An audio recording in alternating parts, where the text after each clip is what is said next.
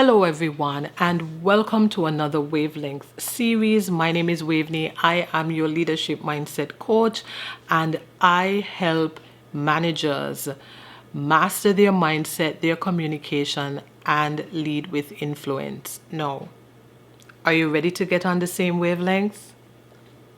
Fabulous. So wouldn't it be great if you could actually walk into 2026 shedding all the limiting beliefs that you had in 2025? All those beliefs that kept you stuck. Wouldn't that be great? Right?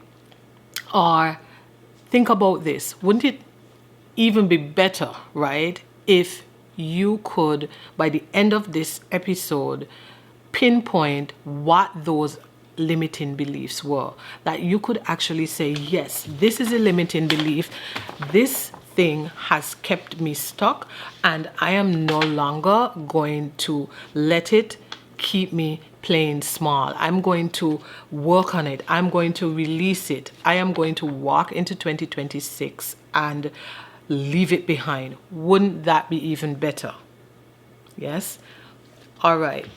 So many times when there's a new year is approaching, many of us, we think about things that we want to add, that we want to accomplish.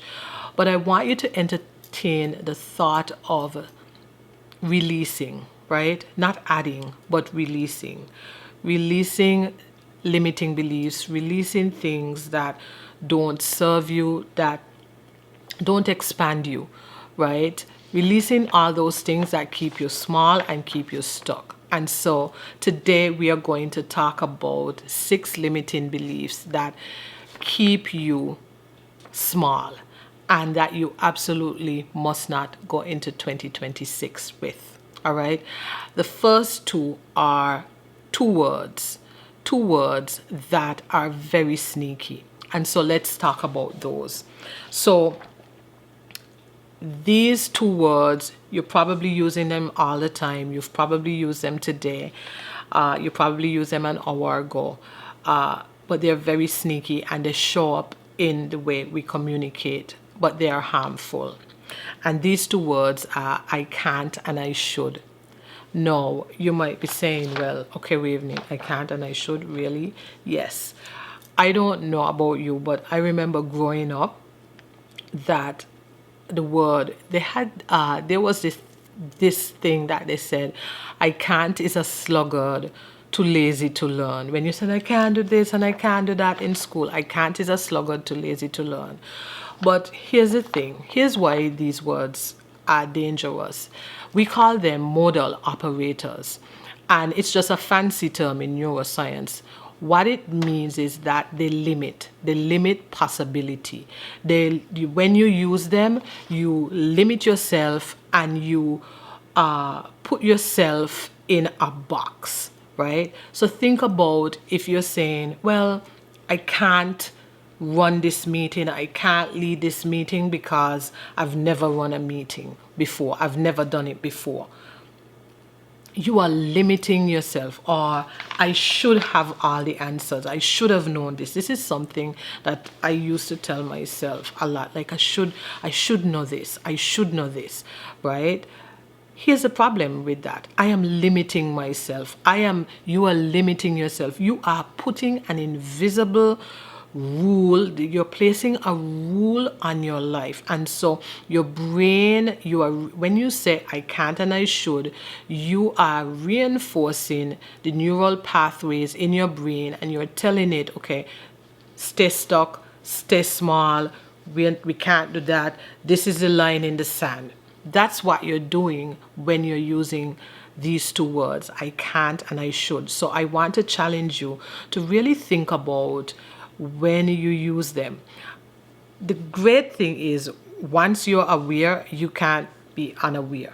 So the next time you attempt to use those words, you're going to hear it come up. They limit you. They place an obligation on you. They draw a line, they put you in a box. And so that is why growing up, I think in school, they didn't want us using I can't, because from the minute you say that, you shut all possibility out.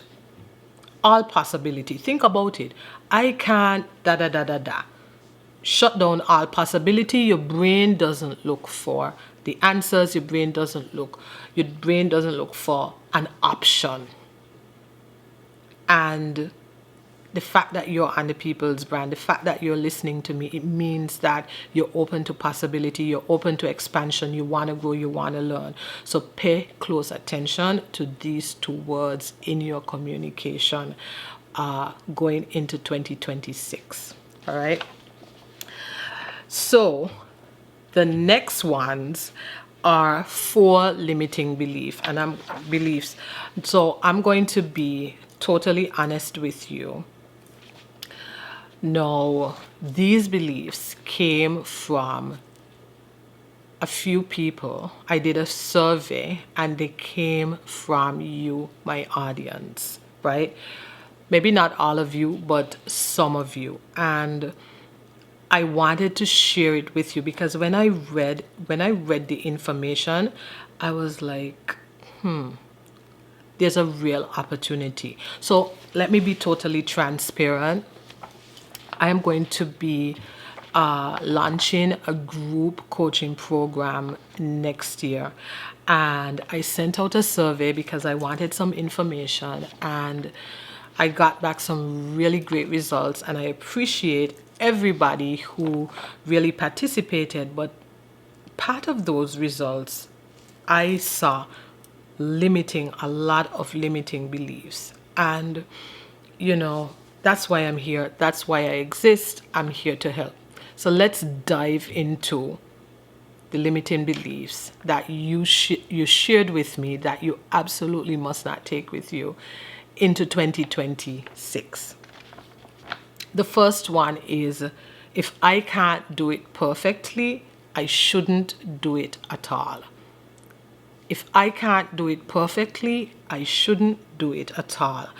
And this is really a fear response. This is really someone is equating imperfectionism with danger. This person is thinking, and many of you are thinking, that if I can't do it, then why bother, right? And that is a serious problem, because life is not like that. Life is not like that. How this shows up in your life is that before you could even try, you already decide that you are not going to, because you don't have all the answers, or you don't have X, Y, and Z, or you don't have all the ingredients. It's like, think about it like a highly trained chef who is going to make a casserole and something is missing. Eggs, or something is missing. And think about it like that person is saying, well, you know what? I can't make it because I don't have this one thing. Really? That's not true. A highly trained chef would know what to do, right? And as you can see, these two words show up again, the same two words that I just spoke about. I can't and I should. It has shut down every possibility, and it shows up in your work because you're not going to try to do anything, right? You delay things, you stay quiet because you don't have all the answers when perhaps what you have to share is the missing piece of the puzzle, but you're not sharing that because if I can't do it perfectly, I shouldn't do it at all. That's like me coming on here, starting the People's Brand and saying, you know what, I don't know anything about business, so I guess I shouldn't start a business. It's the very same thing. It's like parents saying, well, I don't know anything about children. I don't have all this experience, so I guess I'm not going to have a kid. Do you understand? I know that these examples sound wild, but it's the very same thing. And it is limiting you, and it is something that has to be released. It's something that You must let go. Because you always preparing. You're always preparing for that moment that never comes because you don't give yourself the opportunity. Let it go. Let it go for 2026. All right. The other belief is failure means something is wrong with me. Failure means something is wrong with me. And I wrote this down. When failure becomes about who you are instead of what happened, it's a recipe for a disaster. You're making failure about who you are as a person. You are placing your identity at the core of your identity of failing. And you're making a story that means something about you. You failing, because I have, right? I have my own thoughts now on failure. You failing, you're making it about who you are as a person instead of what happened. And that restricts you, that cuts you off, that you feel threatened. It makes you don't want to try. So you don't speak up with new ideas. You don't take on assignments. You don't do anything new because you don't want to fail. You stick to what works because you know that it works. And so you stay in that zone, that comfort zone where things die. Failure is feedback. I want you to really think about it. When you do something and the result isn't what you expected, how is that about you? How about not making it about you? How about looking at it with a scientific lens, right? Scientific lens. I did this experiment. This was the result. What happened? What happened? And taking the information and perfecting that.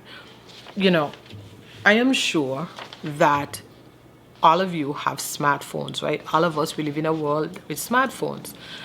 And ever so often, especially Apple, I have an Apple phone. Ever so often, there's always an update. There's always an update. Think about that. There's always an update, which means when you bought the phone wasn't perfect, right? It wasn't perfect. It didn't mean that they failed. The phone needs an update, right? So I want you to reframe failure as feedback. As feedback, giving you that whatever that thing is that you tried that didn't work, it is feedback. Either on what to do better or what not to do. Or both, actually. What you could do better and what you shouldn't do. So this is something that, you know, at a neuroscience, at a subconscious level, you're thinking about it as a threat. Okay, so here we have belief number 3, which is I need more experience or credentials to lead effectively. And I can tell you from experience, because I've had that. There are many times in my life that I thought that, okay, if I just could do this, then I would feel much better. If I could attain this, I could feel better. And it was all in my career, right? Here's the truth. Here's the truth. The truth is, you're just acquiring knowledge. When you do that and you don't own your expertise and own what you know and function and stand in the truth of your being and what you know and what you've learned, you just keep attaining. You could quite easily find yourself just chasing after things just to prove, just to feel better, and you'll never feel better, because it's not about that. It's not about you not being able to deliver. It's a story that you're telling yourself, because when you've accomplished X, you're going to find something else that you're not good at. And here's the thing, you're not meant to be good at everything. You're not meant to be good at everything, right? And so I need more experience or credentials to lead effectively. Leadership is not about a title. And this is the root of it. Leadership is not about a title or position. You know this, right? Put somebody in a role with a title and a position and see if anyone follows them. If people follow them, it's not about the title. It's because they have the natural capacity to lead. They have that capacity to lead. And this thinking and this story comes from this mindset where we think that people with titles and positions, it gives them the authority to lead, and it doesn't. Leadership is an identity. It is not a title. It is an identity, which is something that I speak about all the time. It is an identity. Nobody's gonna trust you. Nobody's gonna believe you. Nobody really cares if you have a title or position, right? It is about the energy and the that you show up with, right? It's an identity. Okay? And so what happens is, when you feel like you need more experience, you don't play what you already know. Okay? You don't play your accomplishments. And if this is you, think about all the things that you've accomplished. Think about how far you've come. And this one really sits with me, because I will be honest with you. Maybe you've heard me say this before. I don't have a degree, right? I've never been to a university. I haven't, right? But it doesn't mean that I'm not good at what I do. It doesn't mean that I didn't have the foundation, and it doesn't make me a bad leader, right? I've accomplished so much, and I really want to pause and talk to that person who feel like, I don't have this education. I never went to a university, right? I didn't have the opportunity to go to a university. I didn't get that. It wasn't in the cards. And so my education, I educated myself, but in other ways, but I don't have a university degree. I don't, but you're here listening to me. You believe me. You like listening to me. You've recommended me, right? You see me as a leader. Some of you know me intimately. You know me as a leader. You've seen me in that capacity, right? And it's not to say that, education is bad. Education is amazing, right? But for those of you who feel like you can't do X because you don't have Y, that is not true. In leadership, it is not true. It is not true. And so if you keep waiting to be externally validated, it will never come, because you're going to keep on chasing after the next thing, right? You would even go get that degree and still feel like, you know what? I need something else, because it was never about that. If you're going to pursue your education, let it be for the right reasons. Let it be, if you're going to pursue those things, let it be because you want to enhance your leadership capacity. You want to, grow. You want to do, it's a natural extension and function of you having a growth mindset, and not just you doing it because if you have a master's degree, or if you have a PhD, or if you have a degree, that people will follow you. They will not follow you. They would quicker follow someone else that has natural ability, someone without a degree that has natural leadership ability than you. Okay? So let's move on to belief number 4. Is I have to prove myself to be worthy of this role. I have to prove myself to be worthy of this role. And this belief will have you overworking. You'll be the last one in, you'll be the first one in, the last one out. You will be taking on more than you can chew. You would be not delegating, not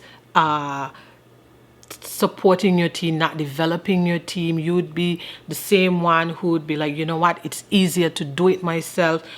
This is expensive. This is expensive for you, right? You don't have to prove yourself. This comes from a fawn response. It comes from the people-pleasing part of you. It comes from a need to perform that says, you know, people will like me if I prove myself. You are good just the way you are.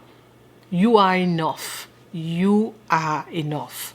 Many times, and you know, it's important that we talk about these things because you could do good things for the wrong reasons, right? You could do good things for the wrong reasons. Let's talk about education like I just talked about.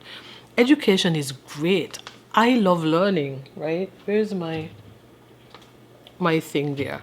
My Gallup. I did a Gallup strengths training when I was at Marriott years ago, and one of my top 10 is learner. I love to learn. You come in my house, it'll be surrounded by books. You'll see a lot of books, a lot of pens, a lot of writing, like notepads, right? Three things you're gonna see. But you could do good things for the wrong reasons, and sometimes proving yourself.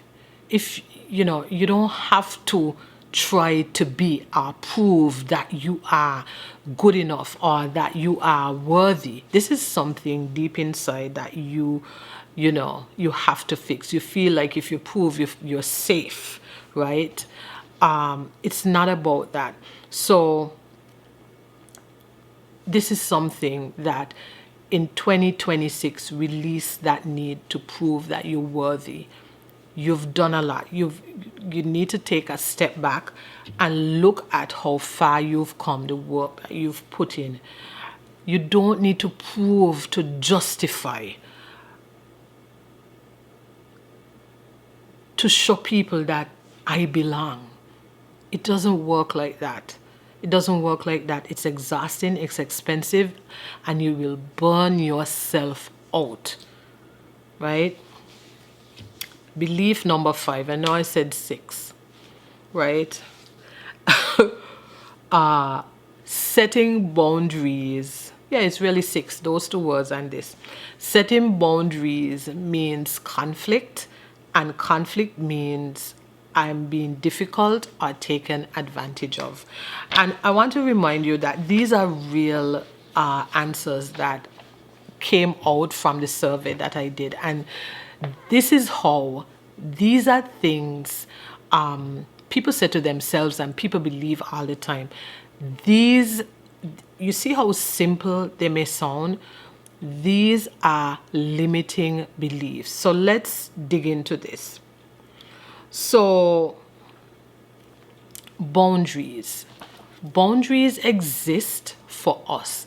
Boundaries help us interact with the world. If we don't have boundaries, then we are going to exhaust ourselves. We're going to stress ourselves out. People will take advantage of us.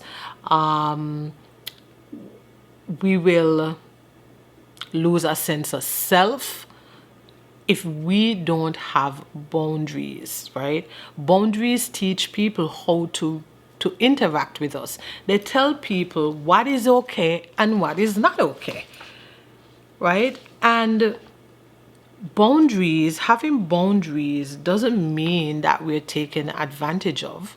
It doesn't mean that. It could be, and I believe that maybe when the person wrote this, maybe a boundary was created because of something that happened. And that's okay, because sometimes we're not consciously aware of certain things and we have a situation and then it's like, you know what, I need to ensure this doesn't happen again. And of course, boundaries can come from that. But if you're living and working, or if you're in an environment where the word boundary, this isn't like growing up. I didn't know what a boundary was, right? We didn't talk this way in the Caribbean. We didn't speak in terms of emotional boundaries or boundaries in communicating with people or social boundaries. We didn't have that, right? We didn't have that sort of thing. But over time and as life developed, these things have become important. And the thing is, as you get to grow and know yourself, you know what works for you and you know what doesn't work for you.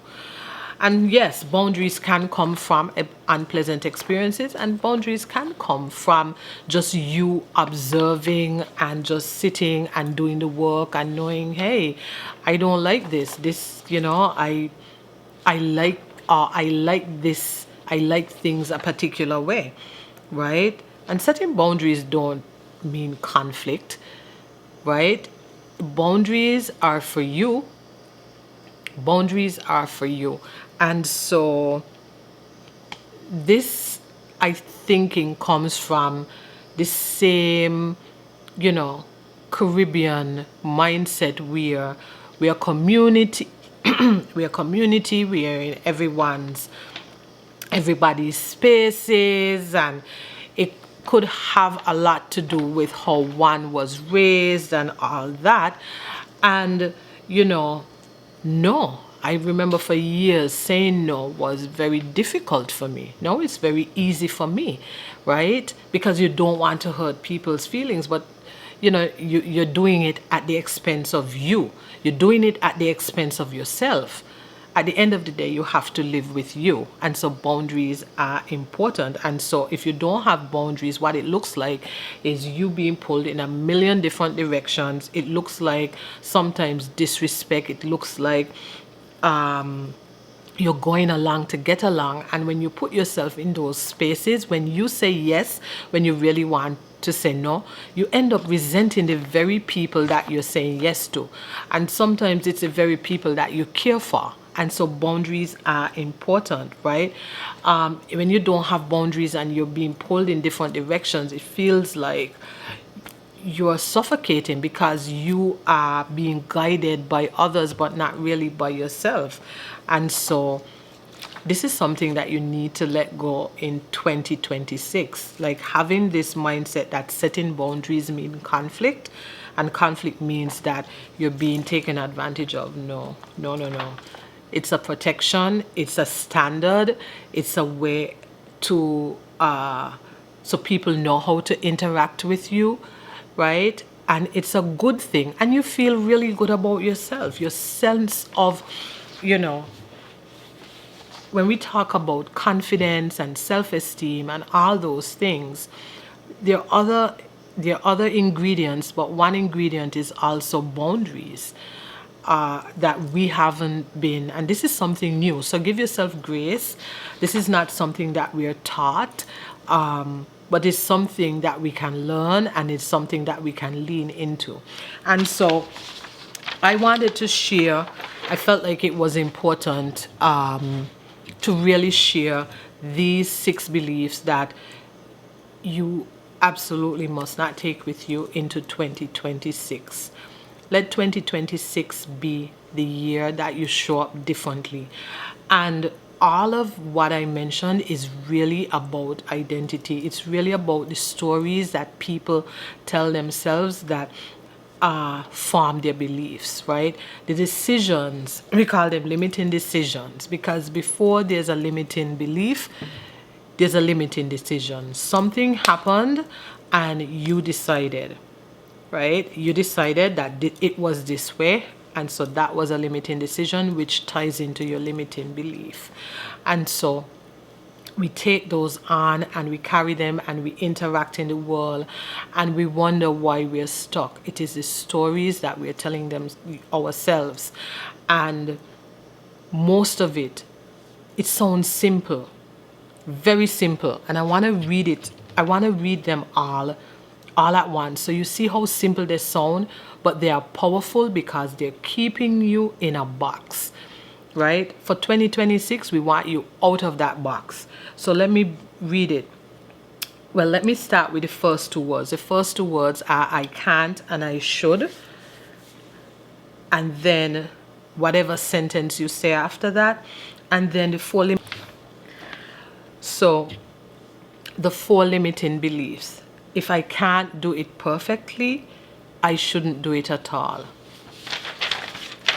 Even saying it, I just feel the box around me. I feel like a heavy net on me, like somebody just throw a net on me like that. Belief number 2. Failure means something is wrong with me. Belief number 3. I need more experience or credentials to lead effectively.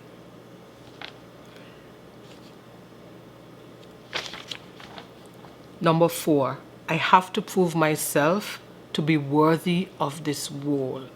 I want to pause here and say, you are worthy because you exist. You are worthy because you're still here. You're worthy because you're a living, breathing human being. You are worthy. You can't put value on a human life. You can't put value on you. You can't put value on your sense of self. You can't put value on the way you show up, the way you smile, the way you interact, the way you communicate, the way you see things, your sense of humor, the way you analyze things, right?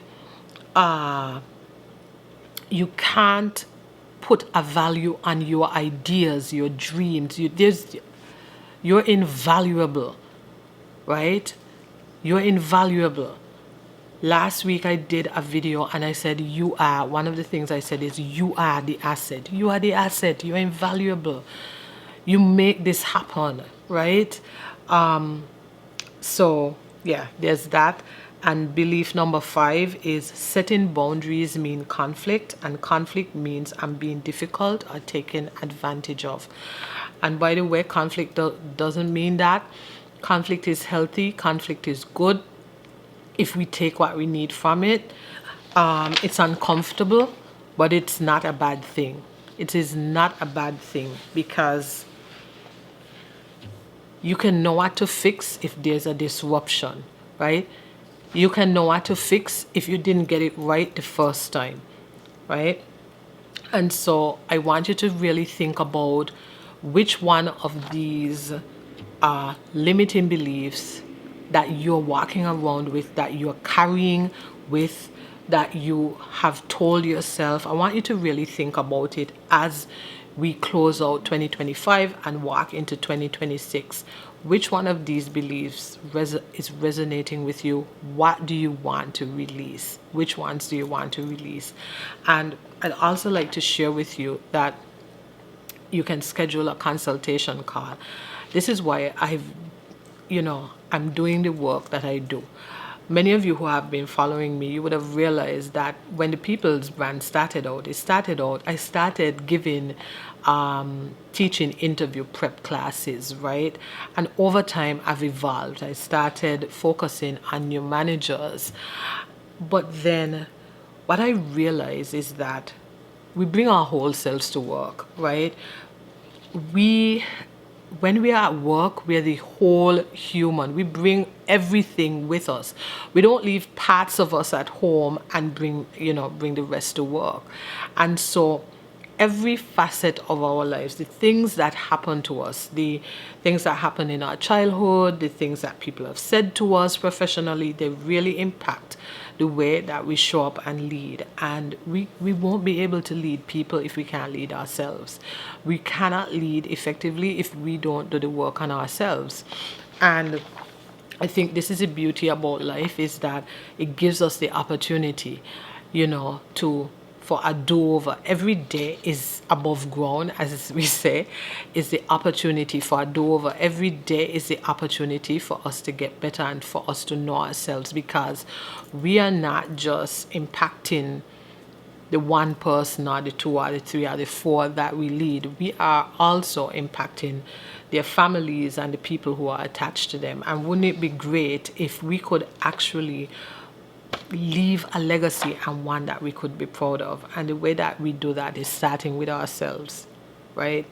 And so I want to help you. This is why I do the work that I do. This is why I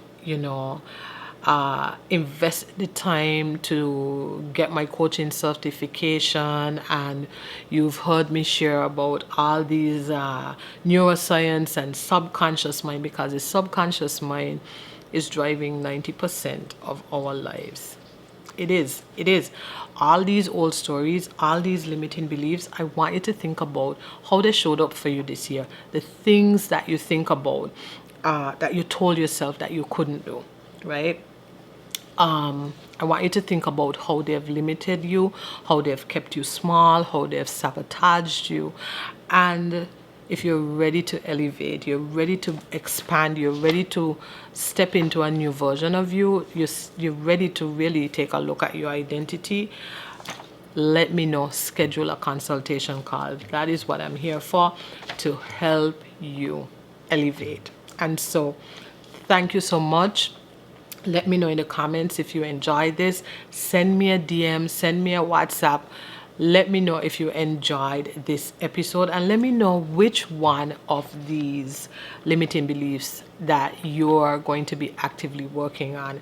And if there's any other limiting beliefs you want me to talk about or shed light on, I would be more than happy to do that. All right. Until next time, I will see you on another wavelength series.